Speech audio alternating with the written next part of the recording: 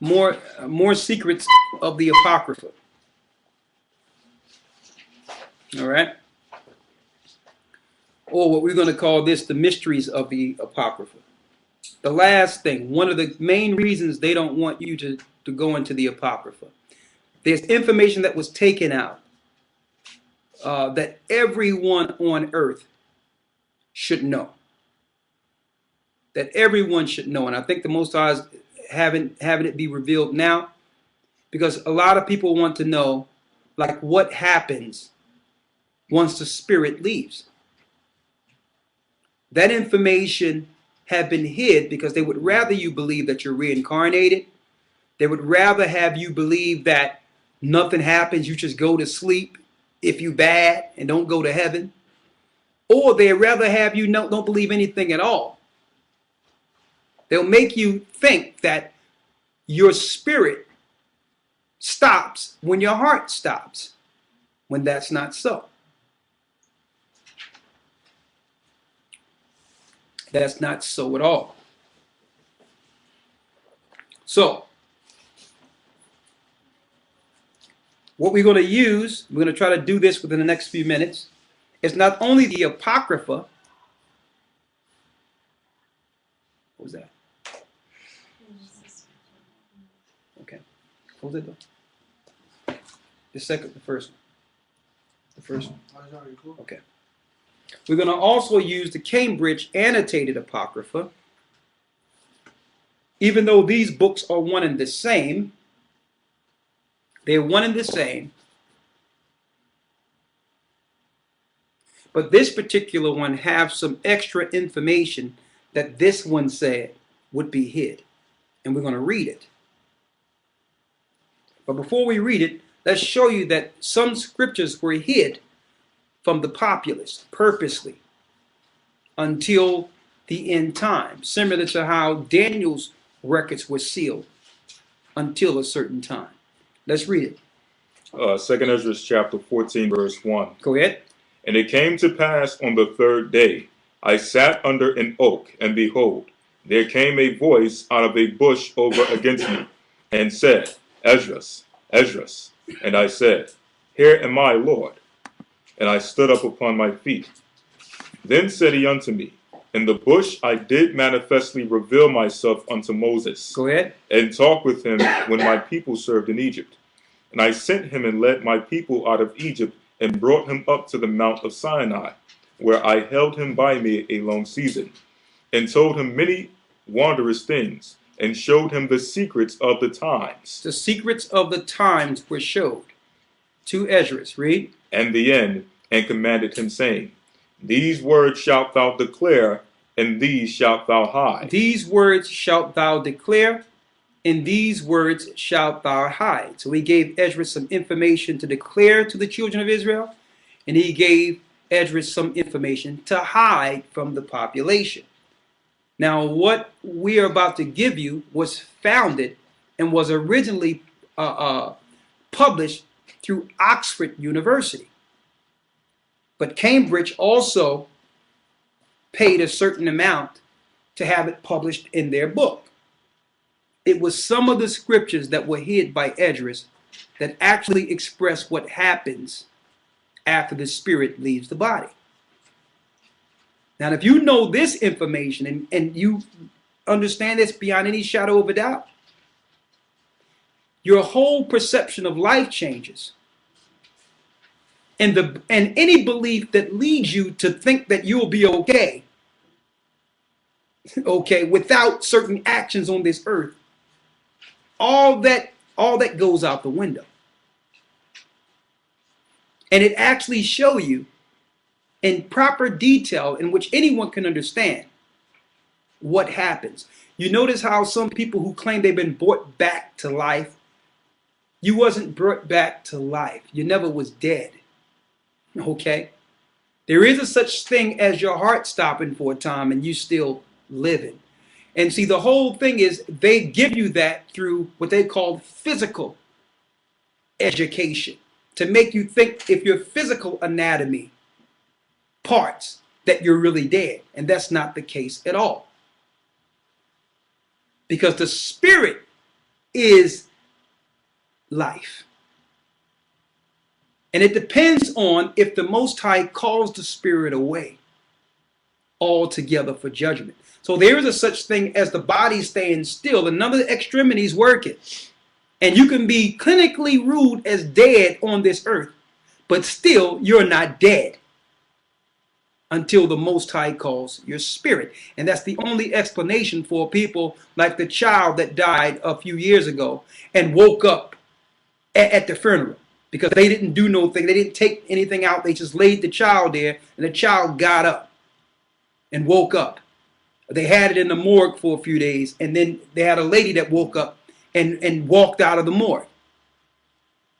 So it's deeper than what you're saying. And also, this also gives serious clarification on when people say, well, when I was out, or when I died, or when they clinically was dead, according to this world, they seen this particular light.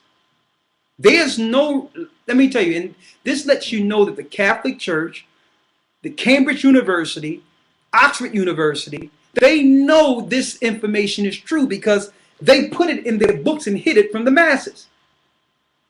But they will never teach you this in Cambridge University. They will never teach you this in Cambridge or Oxford. But they know because the records, they paid for the records to be published. But they'll never tell you. That means the everyday Bible-believing church goer will never run into this information, even though the Catholic Church knows and your university knows exactly what happens to the spirit. Satan don't want you to ever figure out what happens after death, because if you realize what happens, you will revolt from his world. You will bolt away from any ideology outside of the truth of the Most High.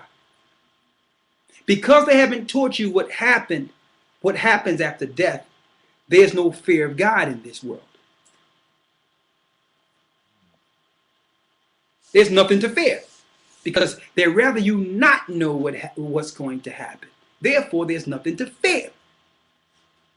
But it tells you in the wisdom scriptures that the fear of the Most High is the beginning of wisdom. And it's a fearful thing to fall into the hands of the living God. He's all good and all those gracious and merciful things that's taught in the churches. But he's the reverse of that for those that scorn his law. See, you have to know that side too. So let's go into it. Give me the Apocrypha. Before you go there, let's show them where it says the 70 scriptures would be missing. This is 2 Ezra 14 and 42. 2 Ezra 14 and 42. Read it. The highest gave understanding unto the 5 men, and they wrote the wonderful visions of the night that were told, which they knew not, and sat 40 days, and they wrote in the day, and at night they ate bread. As for me, I spake in the day, and I held not my tongue by night. In 40 days, they wrote 204 books. They wrote 204 books down. These are scrolls. Read. Verse 45.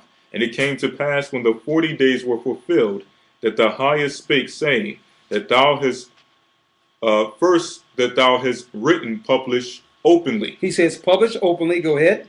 That the worthy and unworthy may read it. Go ahead. But the 70 last. But the 70 last. That thou mayest deliver them only to such as be wise among the people. So 70 of the scrolls, or the understanding of these scriptures, which we know are precepts, were left for who? For the wise among the people. It was only left so that the wise could see these 70. Read. For in them is the spring of understanding. In them is the spring of understanding. The fountain of wisdom and the stream of knowledge. And I did so. And I did so. So Esdras held 70, which we found out are precepts that were hidden. All right. Now, come to find out that the 70 verses that were actually hidden is in 2nd Esdras, the 7th chapter, between the 35th and the 36th verse of your regular Apocrypha. There's 70 verses missing. And that leads us to the 70 that was added in your Cambridge annotated Apocrypha. We're going to read them. You got it? Put that up for me here. Let's get 2nd Ezra 7. And let's start from where it begins here.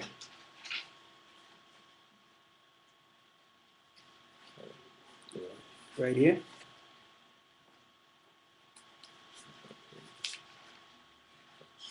You got it? Mm-hmm. Let's read it. This is 2nd Ezra 7 and 35 in the Cambridge Apocrypha. Go ahead. Recompense shall follow, and the reward shall be manifested. Righteous deeds shall awake, and the unrighteous deeds shall not sleep.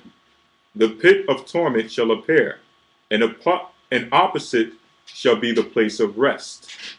And the furnace of hell shall be disclosed, and the opposite to it, the paradise of the light. Then the paradise of the what? The paradise of the light. The paradise of the light. Remember that light that people see when they claim that they were dead for a moment? That's the light.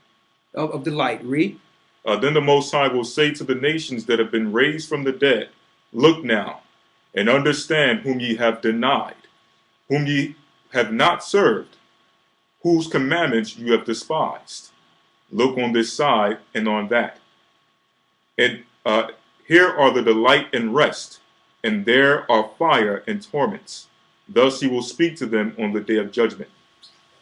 A day that has no sun or moon or stars, or cloud or thunder or lightning, or wind or water or air, or darkness or evening or morning, or summer or spring or heat or winter, or frost or cold or hail or rain or dew, or noon or night, or dawn or shining or brightness or light, but only splendor of the glory of the Most High, by which all shall see which has been destined. It will last us for a week of years. This is my judgment and its prescribed order, and to you alone have I shown these things. I answered and said, O sovereign Lord, I said and I say now, blessed are those who are alive and keep your commandments. But what of those for whom I prayed? For who among the living is there that is not sinned? Or who is there among the mortals that has not transgressed your covenant? And now I see that the world to come will bring delight to few, but torments to many. He says he see that the world to come will be a delight for few, but torments for many, because Ezra is looking at the world and saying, look, everyone is sinning. Like sinning have become lawful. So Ezra is looking at the world and saying, well, who's going to make it into this new kingdom? Read. For an evil heart has grown up in us, which has alienated us from the Most High. He says, because there's an evil heart that have grown in us, in us all, that have alienated us or separated us from the Creator. Now, let me tell you, even the vilest sinner in this earth know that the Most High is real. Okay, but some people feel that they've done so wrong that what's the case now? They might as well just continue in their evil and just take whatever's coming, because they don't realize that regardless of what they've done, there's still an opportunity through Christ. That's the point, that the Most High can wash all that away and make you new again. That you don't have to worry about and deal with the guilt that's on your conscience based on your past sins. And see, Satan would like you to actually just focus on where you're wrong at. And that's why when you bring the Bible to people, some people say, well, I'm just not ready. They think they're not good enough. But that's not the point. You are good enough. We all as a people, we were deceived. We were shaped in iniquity from birth, and we was taught that sin is good. And then when you look at the video games, you look at the movies, when you look at all these things, the entertainment is sin. People just run around murdering and killing people, and you sitting there cheering, and you don't know how many of these people, if you look at it from a real life perspective, When they shoot a guy, you don't even deal with whether or not they had family, whether they had children. None of that even comes to you because we're taught to live in sin. We just look at the value of entertainment and no one even look at, well, okay, I know I'm cheering for the good guy, but this guy over here might have a family, a mother, a brother, a sister. Because we're taught to do what? We're taught to sensationalize sin. Then we'll look at movies where it seems like all the girls are having a good time and they're just running around just dealing with people and go with this guy and go with that guy, and it becomes comedy. And no one is looking at it and saying, well, you know what? I don't want to defile myself with all these people. You're looking at it like, yeah, I need to really embrace my feminism and test everything that's out there. And I'm putting these things out there because no matter, all of us have sinned. And Esdras was looking at it and saying, well, listen, I don't see how any of us are going to make it into, any of our people are going to make it into this kingdom. Because we've been taught that sinning is all right. We're just experimenting. We're just feeling and finding our way. Right? Read. Verse 48. For an evil heart has grown up in us. An evil heart have grown up in us. Which has alienated us from the Most High. It has separated us from the Most High because our sins separate us from Him. Read. And has brought us up, or has brought us into corruption and the ways of death, and has shown us the paths of perdition, and removed us far from life. And that not merely for a few, but for almost all who have been created. He answered me and said, listen to me, Ezra, and I will instruct you, and will admonish you once more. For this reason the Most High has made not one world, but two. And as much as you have said, that the righteous are not many but few, while the ungodly abound. Hear the explanation for this. Now he's going to explain why the righteous are few, but yet the unrighteous seem like they have everything, that they actually get blessed more than those that are righteous. Or they're so abundant opposed to the unrighteous. It's showing you the judgment. It's going to give you the understanding here. Read. Verse 52. If you have just a few precious stones. If you have a few precious stones. Will you add them to lead and clay? Would you add them to lead and clay? So the Most High said, yeah, the world is evil, but I have a few that's just precious for me. Read. I said, Lord, how could that be? And he said to me, not only that, but ask the earth. Ask the earth. And she will tell you. Defer to her, and she will declare it to you. Look at the earth, and the earth will let you know that usually it's always just a few. Read. Say to her, you produce gold and silver and bronze. Why are you to produce all these metals when gold is more precious? When gold, what make gold precious? Because it's harder to find opposed to all the other metals. So even the Most High made the earth where there's precious materials that's more precious than others. That's the same concerning people. Read. And also iron and lead and clay. But silver is more abundant than gold. Silver is more abundant than gold. And bronze than silver. And iron than bronze. And lead than iron. And clay than lead. So even the earth tell you that the Most High preserves something precious for Himself. Read. Judge therefore which things are precious and desirable, those that are abundant or those that are rare. So what's more desirable? The few or the abundance of what you can get any place? And see how Satan make you believe in the reverse. That the abundance, if you see a lot of people doing something, then that's right. When broad is the way that leadeth to destruction. Or if I got an abundance of money or abundance of this, that I must be better. No. It's not so. Because a lot of people fill their life with things to make up for what they're lacking spiritually. You can get a poor person or a homeless person with nothing at all, and that's rich and vibrant in life. And they respect life more so than those that have everything. Read. Verse 58. I said, O sovereign Lord, what is plentiful is of less worth, Go ahead. but what is more rare is more precious. What is more rare is precious. Read. He answered me and said, consider within yourself what you have thought. For the person who has what is hard to get rejoices more than the person who has what is plentiful. See that? The person that's suffering and can hardly get anything, they appreciate more when they get it. They thank the Most High when they get it. But for a rich person that's abundant and have everything, they don't have to thank the Most High. They feel entitled. See? There's a difference. And I'm going to tell you this. Even the rich of this earth envy that in the poor. Because they don't see how we can still be happy with nothing. They envy that. Because no matter what they buy and spend, they can't get that happiness that just comes with spiritual solidarity with the Most High. Read. Verse 60. So also will be the judgment that I have promised, for I will rejoice over the few who shall be saved. So the Most High is not looking at the number. He says, yeah, a few is going to be saved. And that few that's saved, I will rejoice over them. Because through this wicked and evil life, they chose the Most High.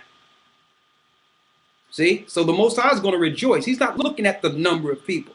And just like when we extend the truth to others and have them see the truth, they be like, man, where's y'all following? How big is y'all following? And like, listen, this is not our following. That's number one. That's why it's the gathering of Christ's church. It's whoever follow the Most High is being gathered to the Most High. That's number one. Number two, you're not going to see the truth in some big cathedral like Joel Osteen. You will never see the truth there. You will never see the truth with T.D. Jakes and all these people. Because broad is the way that leadeth to destruction. You'll never see the truth there. So just because our people think that the glory of God comes in abundance with a lot of people raising their hand glorifying God, you are deceived. That's how Satan is worshipped. That's how Satan is worshipped. Because every place where the Most High in Christ was taught, even during the times after the disciples, they were hunted by the Romans to be destroyed. That's why the disciples had to teach house to house, and they couldn't make themselves public like the churches, like the cathedrals, like the temples. They couldn't do it because what they had was more precious.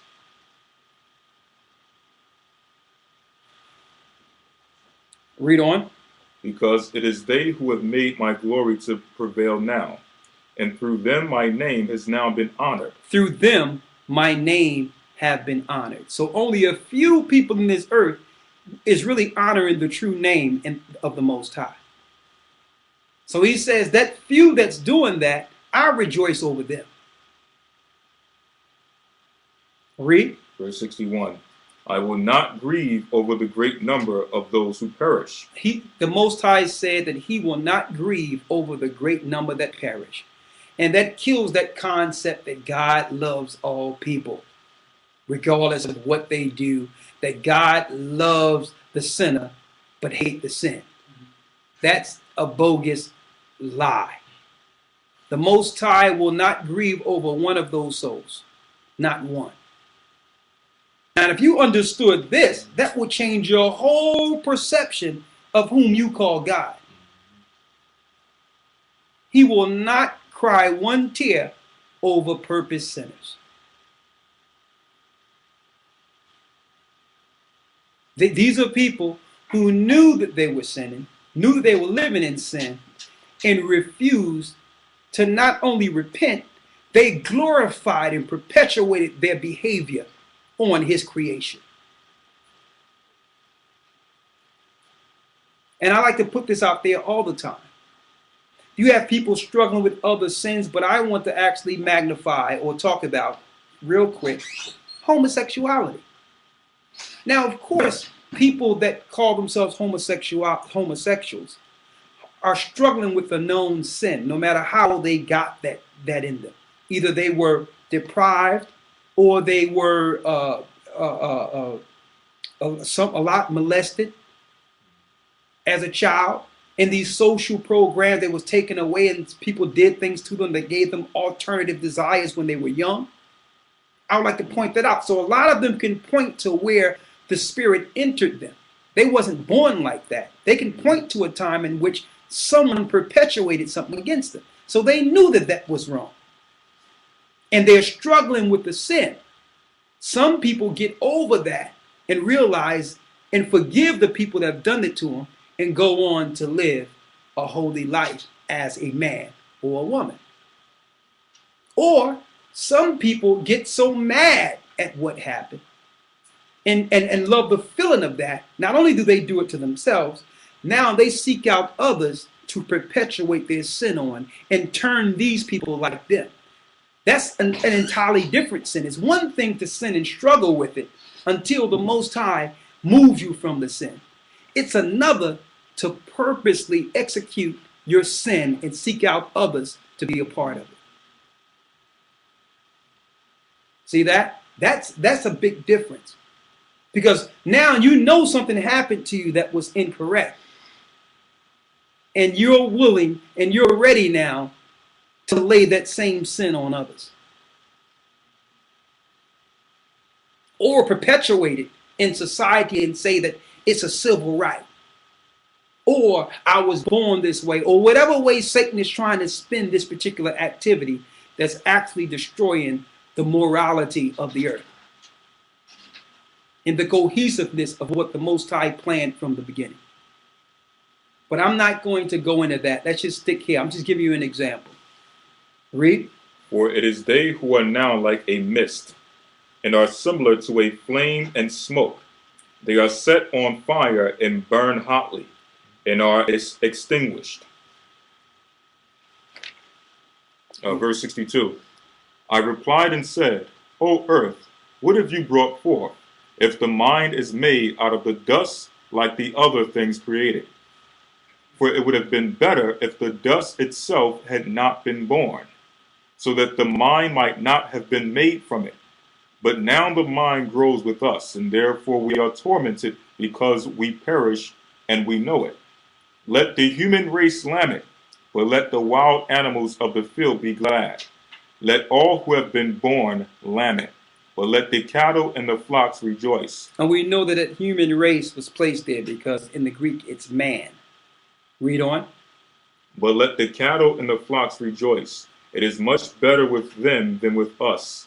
For they do not look for judgment, and they do not know of any torment or salvation promised to them after death. What does it profit us that we shall be preserved alive, but cruelly tormented? For all who have been born are entangled in iniquities, and are full of sins, and burdened with transgressions.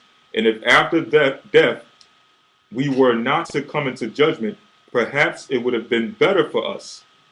He answered me and said, when the Most High made the world, and Adam, and all who have come from him, he first prepared the judgment, and the things that pertain to judgment. But now understand from your own words. So before the Most High made Adam, he already prepared the judgment. That means the whole script was written. And us having free will, we write ourselves into what part we'll play. Okay? When the Most High made Adam, he took a part of himself, or an essence of himself, which is eternal before time. So he had to make a place to hold souls, knowing that, what? Even after the spirit leaves the body, it must have a place, because it's eternal. The Most High the Most High always was, and he is bound by that. That means the essence he took out of himself cannot be destroyed. So he had to make a place for it. You can't go back to where the Most High is. So he made the place to hold souls before man was created. Read. Verse 71. But now understand from your own words. But now understand, Esdras, from your own words. For you have said that the mind grows with us. For this reason, therefore, those who live on earth shall be tormented, because though they had understanding, they committed iniquity. They continued to do what was wrong. The same way you can even go to the Christian church and be like, well, what about this law and that law according to the Bible? They'd be like, you don't have to follow that. The law's done away with. Oh, we don't got to follow that, right? Well, okay. Well, guess what? That so-called homosexual that's playing in your band, that's singing in your choir, they heard that too. So when they start acting out and doing what they want to do in your church, you can't tell them the law is done away with and what they're doing is sin, when you're telling all your parishioners and people that are following in your church that God's law has been done away with and they're covered through Christ's grace. So move over. You got some guys and some girls that want to just perpetuate their love on your congregation and end up running your whole church soon. The law done away with, right? So be careful putting that out there and not make a distinction of what you're really saying. Now, we know the law of sacrifice is done away with, but the Most High laws stand. Okay? Now, that means the death part is done away with. When Leviticus 20 and 13, I use that as an example where it says, if man lie with mankind as he lied with a woman, he shall surely be put to death. Of course, you can't put nobody to death. Christ went to the cross. But the law of that behavior is sinful. And they have an opportunity to repent from that and operate as the Most High made them originally, as a man or a woman. See that? So that's how they should be showing this in the church. They say, listen, there's a law that says you should be put to death, but Christ went to the cross. But not so you haven't been baptized in the church so you can continue to sin. Okay? Really, your actions are death according to the law. So the Most High gave you grace. So use that grace as an opportunity to receive the kingdom of heaven before the judgment. That's how it should be presented. Because you're living under grace here. Not so that you can perpetuate your activity on the rest of the congregation. See? Read. And though they had received the commandments, they did not keep them. And though they have received the commandments, they did not keep them. So that's the importance of understanding the commandments of God. Those that are breaking the commandments purposely and know to do better is a judgment. So you can't say in church that, well, the law is done away with. The law of sin and death is covered through the blood of Christ. That's a law that began with the sin of Adam. And they'll make you believe that law of sin and death is the law of Moses, with their misunderstanding of Paul's writings. Read. And though they obtained the law, they dealt unfaithfully with that which they received. What then will they have to say in the judgment? Or how will they answer in the last times? How long will the Most High, or how long the Most High has been patient with those who inhabit the world, and not for their sake, but because of the times that he has foreordained? Verse 75. I answered and said, I have found favor in your sight, O Lord. Show this also to your servant, whether after death, as soon as every one of us yields up the soul, we shall be kept and rest until those times come when he will renew the creation. So he asked the Most High, show him what happens when the spirit goes up out of our body. He needs to know what happens at that moment until the creation is renewed. He asked the Most High if he found favor in his eyes to teach this to him. And this information was part of the 70 scriptures hid that they won't let you get in church. This is important information. Read. Or whether we shall be tormented at once. Or will we be tormented at once? Will it happen after the final judgment? Or does it happen immediately after our spirit leaves the body, is what Esdras is asking here. Read. 76. He answered me and said, I will show you that also, but do not include yourself with those who have shown scorn, or number yourself among those who are tormented. For you have a treasure of works stored up with the Most High, but it will not be shown to you until the last time. See that? He says, I'm going to show you, but he didn't want to scare Esdras, so he said, listen, don't include yourself with the people that will be destroyed, because you have enough works that you have stored up for me, but I'm not going to show you everything I'm going to give you until it's time. See that? So Esdras did work for the Most High and stored those works up to the point where the Most High showed favor with him and said, listen, you're going to get the blessings of the few. Read. 78. Now concerning death. Now concerning death. The teaching is, when the decisive decree has gone out from the Most High. So a decree goes out from the Most High first. So man do not dictate when a person lives or dies. The same way you can see someone get shot 9 times and still live. Why? Because the Most High didn't send the decree. Read. When the decisive decree has gone out from the Most High, that a person shall die. Go ahead. As the spirit leaves the body to return again to him who gave it. First of all, it adores the glory of the Most High. That's that light. The first thing the spirit sees is that power and glory of the Most High, which everyone claimed they seen through a state of what they call physical death. And no one else could explain it of why. Some people who didn't believe in the Most High at all went through one of those experiences and woke up a believer. Because you cannot tell them that what they seen wasn't real. And that there's something real out there outside of our dimension or our terrestrial existence. Why? Because it's your spirit that experiences life. The body is just a shell. To prove that, once a spirit leaves the body, I don't care what you do to it. You can hack it, you can saw it, you can shoot it. There's no reaction. Why? It was the spirit attached with the body through the nerves that was reacting to the pain. To prove to you that it's not the body that feels pain. It's the spirit. Because when the spirit is gone, the body, there's no reaction at all. So some people try to say, well, how can you feel something after death? The body don't feel anything after death, does it?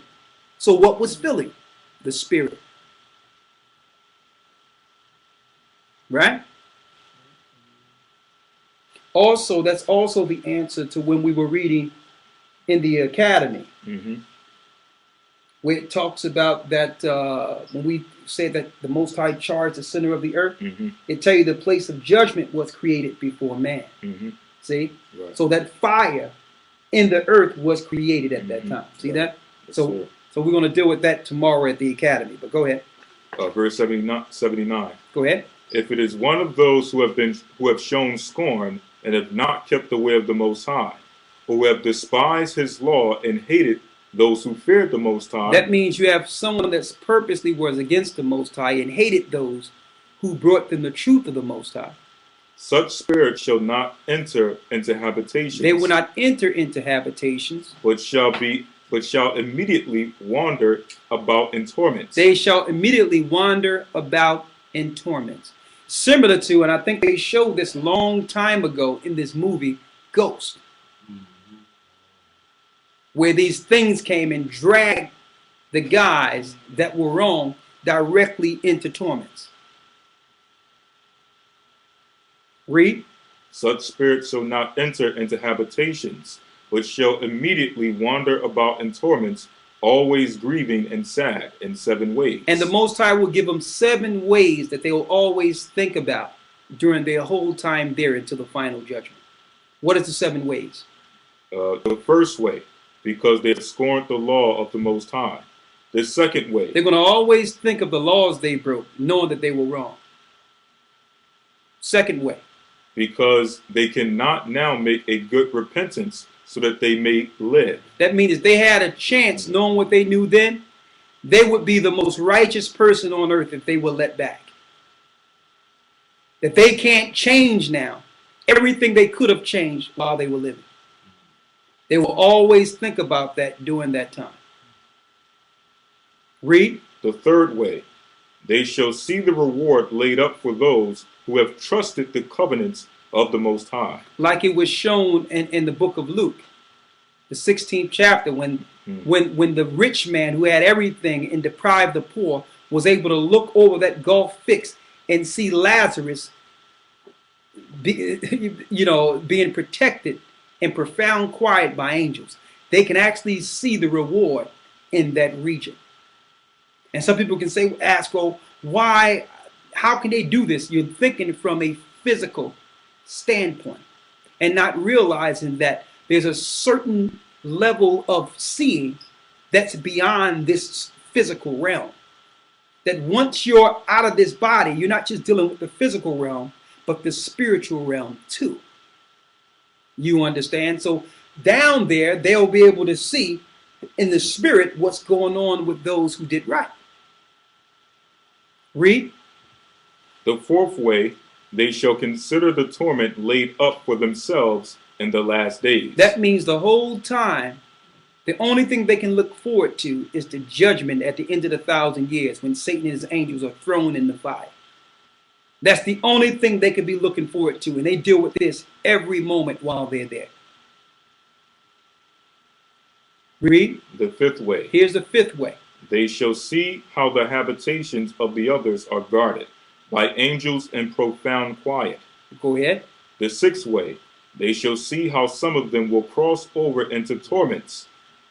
The seventh way. So they also, not only are they dealing with torments, they're seeing others come to where they are.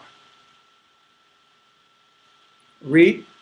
The seventh way, which is worse than all the ways that have been mentioned, because they shall utterly waste away in confusion and be consumed with shame. They shall be consumed with shame. We're in the annotated Apocrypha, so you can't follow us unless you have the annotated, which were the extra 70 that were hid by Ezra the prophet.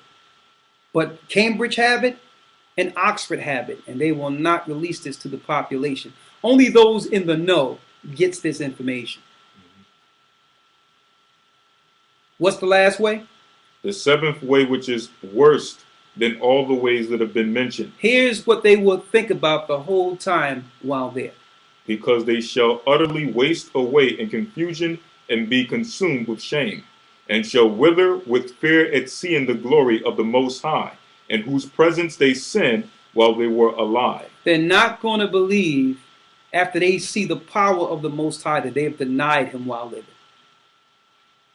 They're going to be totally confused seeing all that power, thinking that he wasn't real while they were living.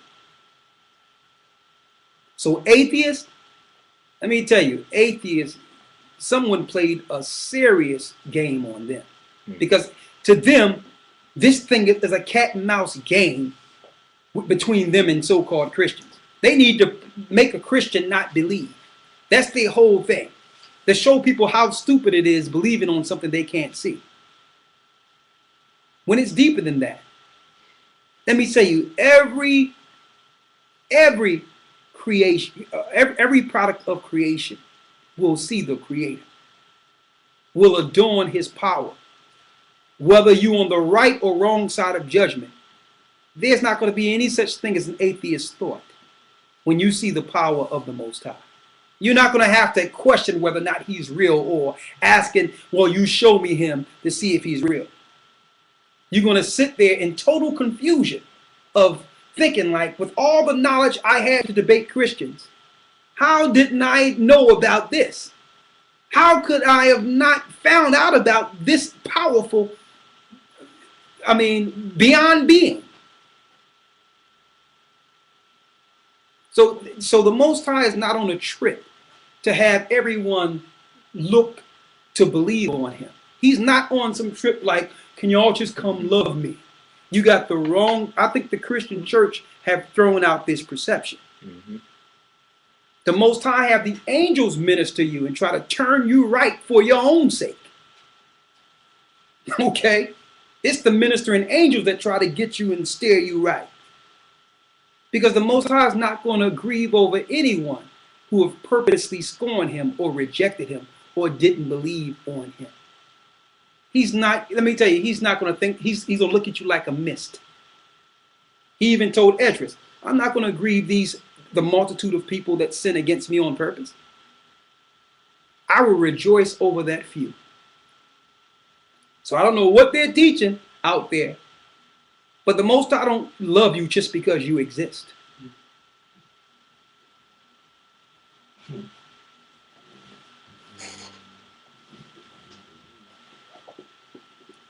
Let's finish reading. Verse 88.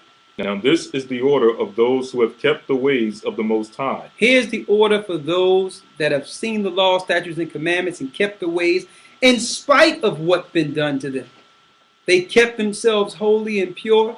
They want to see the Most High. They want to see the end of righteousness. So there's a reward. As a matter of fact, what we read is not even the pinnacle of what's to come. It's not even scratching the surface. Let's read it. Now this is the order of those who have kept the ways of the Most High. Here's the order for those who have kept the ways of the Most High. When they shall be separated from their mortal body, during the time they have lived in it, they laboriously serve the Most High. They laboriously serve the Most High. That means they woke up and they looked to do things to serve the Most High. They prayed to the Most High. They looked to work for the Most High. They looked to keep his commandments. Read. And withstood danger every hour, so that they might keep the law of the lawgiver perfectly. And they knew that even keeping the law, it would be dangerous.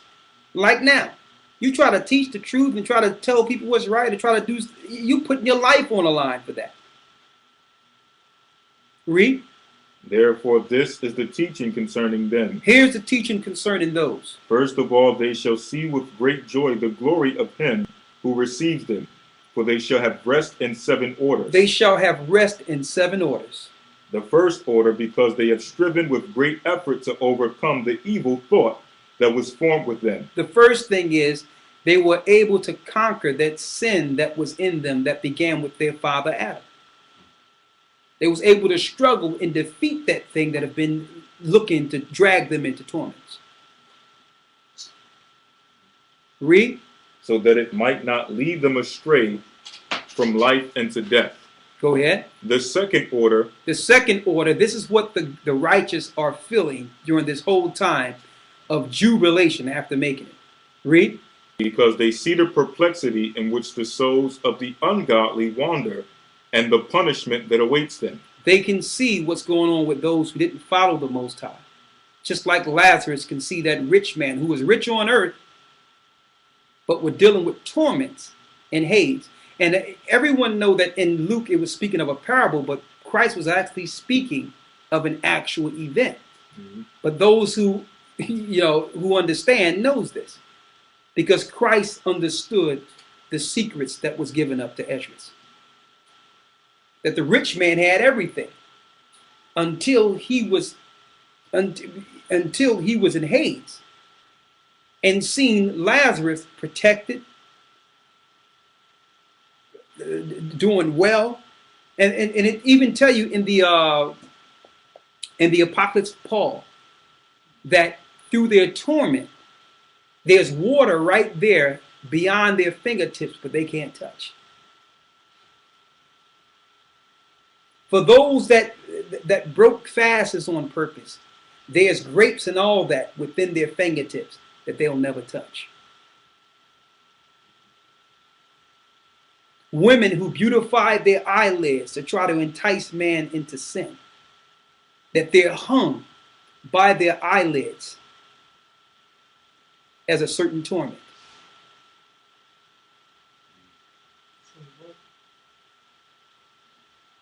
The women who have used their eyelids to entice men into sin, and they knew what they were doing.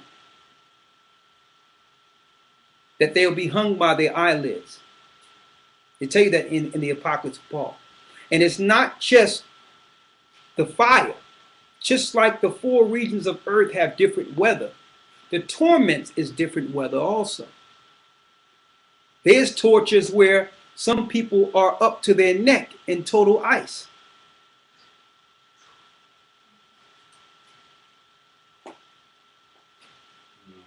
On and on and on and on. And while they're going through all these different torments on the other side, they're thinking of these 7 things that the Most High will put in their mind to think during the whole time. They'll think of all the times the Most High has given them the law and tried to show them certain things, and they've just said, well, I don't want to deal with it. Who cares? And when you thought that your little space of a life was all there was, and then you wake up to realize that the spirit that was in that mortal body is eternal.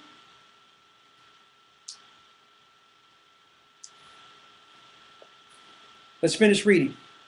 Verse 94. The third order. The third order. They see the witness that he who formed them bears concerning them, and throughout their life they kept the law with which they were entrusted. Go ahead. The fourth order. They understand the rest that they now enjoy. They understand the rest they now enjoy. Being gathered into their chambers and guarded by angels in profound quiet. They're gathered by the angels in profound quiet.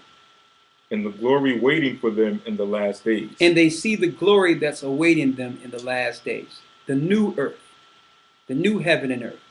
Read. The fifth order. The fifth order. They rejoice that they have now escaped what is corruptible, and shall inherit what is to come. So we know that those that are on the other side are those that will be changed. Read.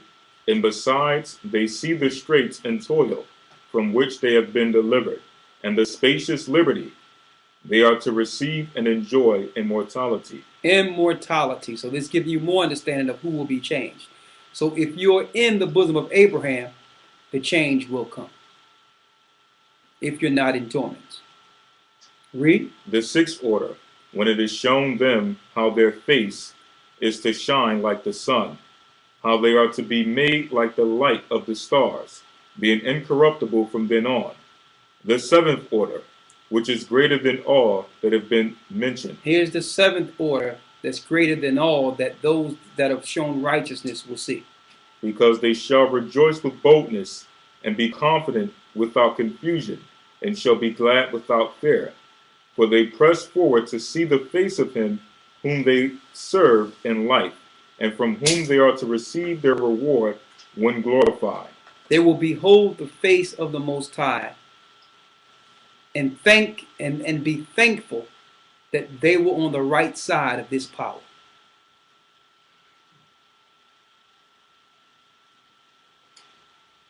That's the 70 scriptures out of the annotated Apocrypha. Verses, give them the verses.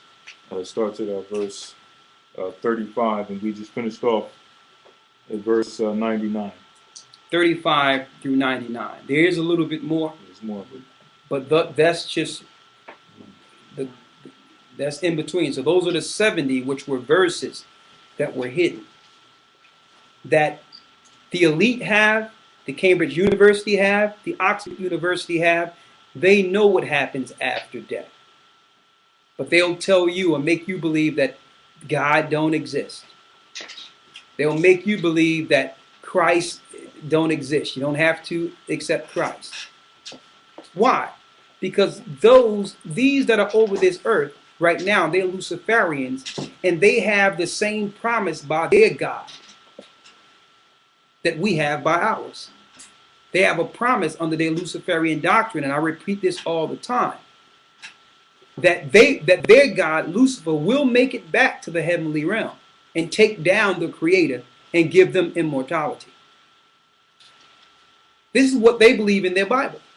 And if you think that's far-fetched, come on now. Why do you think NASA is out there? They believe they're going to do this. They are helping him get there. But he will be destroyed and brought down to hell in the battle of Armageddon.